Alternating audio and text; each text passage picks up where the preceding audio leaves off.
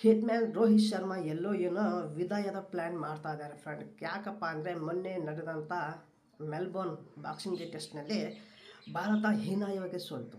ಆ ಹೀನಾಯವಾಗಿ ಸೋಲಿರುವಂಥ ಕಾರಣಕ್ಕೋಸ್ಕರ ಒಂದು ಪ್ರೆಸ್ ಮೀಟ್ ಮಾಡಿದರು ರೋಹಿತ್ ಶರ್ಮಾ.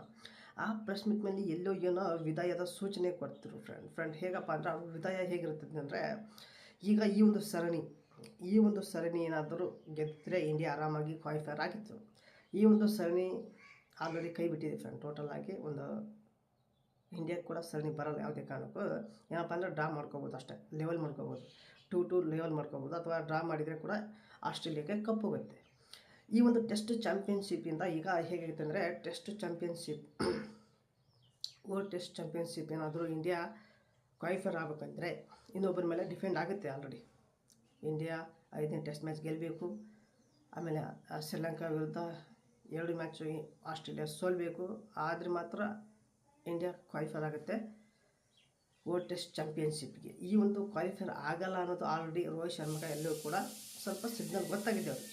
ಆಗೋಸ್ಕರ ವಿದಾಯ ಪ್ಲಾನ್ ಇಟ್ಕೊಂಡಿದ್ದಾರೆ ಫ್ರೆಂಡ್. ವಿದಾಯ ಹೇಗಪ್ಪ ಅಂದರೆ, ಈಗ 5ನೇ ಟೆಸ್ಟ್ ಮ್ಯಾಚ್ ಇದೆಯಾ ನೋಡಿ, ಸಿಡ್ನಿಯಲ್ಲಿ 5ನೇ ಟೆಸ್ಟ್ ಮ್ಯಾಚ್ ಇದೆ. ಈ ಒಂದು 5ನೇ ಟೆಸ್ಟ್ ಮ್ಯಾಚ್ ಏನಾದರೂ ಇಂಡಿಯಾ ಗೆದ್ದರೆ ಇನ್ನೂ ಕೂಡ ರೋಹಿತ್ ಶರ್ಮಾ ವಿದಾಯ ಕೊಡಲ್ಲ ಟೆಸ್ಟ್ ಮ್ಯಾಚಿಗೆ. ಆಮೇಲೆ ಇನ್ನೊಂದು 2 ಮ್ಯಾಚು ಕಾಯ್ತಾರೆ ಫ್ರೆಂಡ್. ಶ್ರೀಲಂಕಾ ವಿರುದ್ಧ 2 ಮ್ಯಾಚ್ ಇದೆಯಲ್ಲ ಟೆಸ್ಟ್ ಮ್ಯಾಚ್, ಅದಕ್ಕೆ ಕಾಯ್ತಾರೆ. ಆಸ್ಟ್ರೇಲಿಯಾ ಶ್ರೀಲಂಕಾ ಮೇಲೆ ಕಾಯ್ತಾರೆ. ಅದರಲ್ಲಿ ಏನಾದರೂ ಆಸ್ಟ್ರೇಲಿಯಾ 2-2 ಸೋತ್ರೆ, 2-2 ಆಸ್ಟ್ರೇಲಿಯಾ ಸೋತೆ ಆರಾಮಾಗಿ ಕ್ವಾಲಿಫೈರ್ ಆಗುತ್ತೆ ಇಂಡಿಯಾ.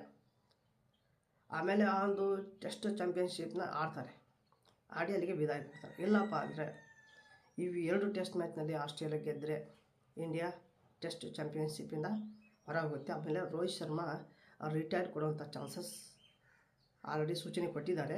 ಹೀಗಾದರೆ ಆರಾಮಾಗಿ ರಿಟೈರ್ಡ್ ಕೊಡ್ತಾರೆ ಫ್ರೆಂಡ್. ಟೆಸ್ಟ್ ಚಾಂಪಿಯನ್ಶಿಪ್ ರಿಟೈರ್ಡ್ ಕೊಡ್ತಾರೆ. ಆದರೆ ರೋಹಿತ್ ಶರ್ಮಾ ಒಬ್ಬ ಅತ್ಯುತ್ತಮ ಆಟಗಾರ, ಅದರಲ್ಲಿ ಯಾವುದೇ ಒಂದು ಡೌಟ್ ಇಲ್ಲ.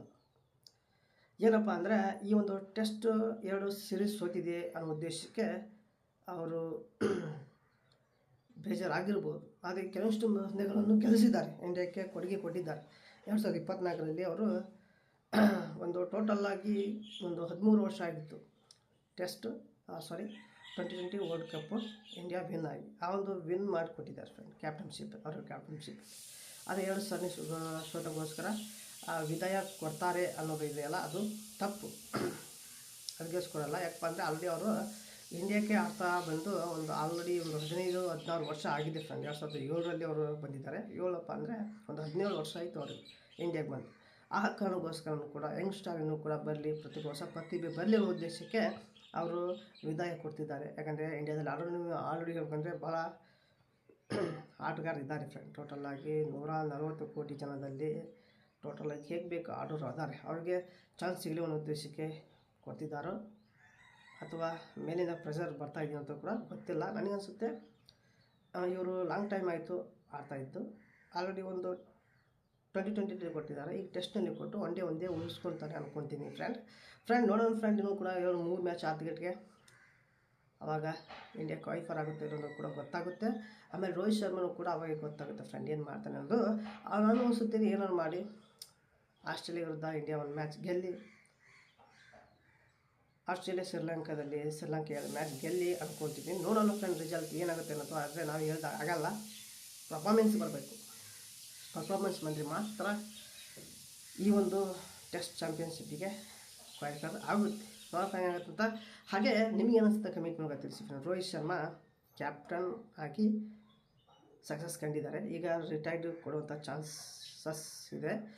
ರೋಹಿತ್ ಶರ್ಮಾ ರಿಟೈರ್ಡ್ ಕೊಡಬಾರ್ದು ಅಂತ ಕಮೆಂಟ್ ಮೂಲಕ ತಿಳಿಸಿ. ಹಾಗೆ ಈ ಒಂದು ವಿಡಿಯೋ ಇಷ್ಟ ಆದರೆ ಒಂದು ಲೈಕ್ ಕೊಡಿ. ಹಾಗೆ ನೀವೆಲ್ಲ ಫಸ್ಟ್ ಟೈಮ್ ನನ್ನ ಚಾನಲ್ ನೋಡ್ತಾ ಇದ್ದಿಲ್ಲ, ನೋಡೋರೆಲ್ಲ ಒಂದು ಸಬ್ಸ್ಕ್ರೈಬ್ ಬಟನ್ ಪ್ರೆಸ್ ಮಾಡಿ ಅಂತ ವಿಡಿಯೋಗೆ ಏನು ಮಾಡ್ತಾಯಿದ್ದೀನಿ ಮತ್ತೆ ಇಂಥ ವಿಡಿಯೋಸ್. ಟೇಕ್ ಕೇರ್, ಬಾಯ್.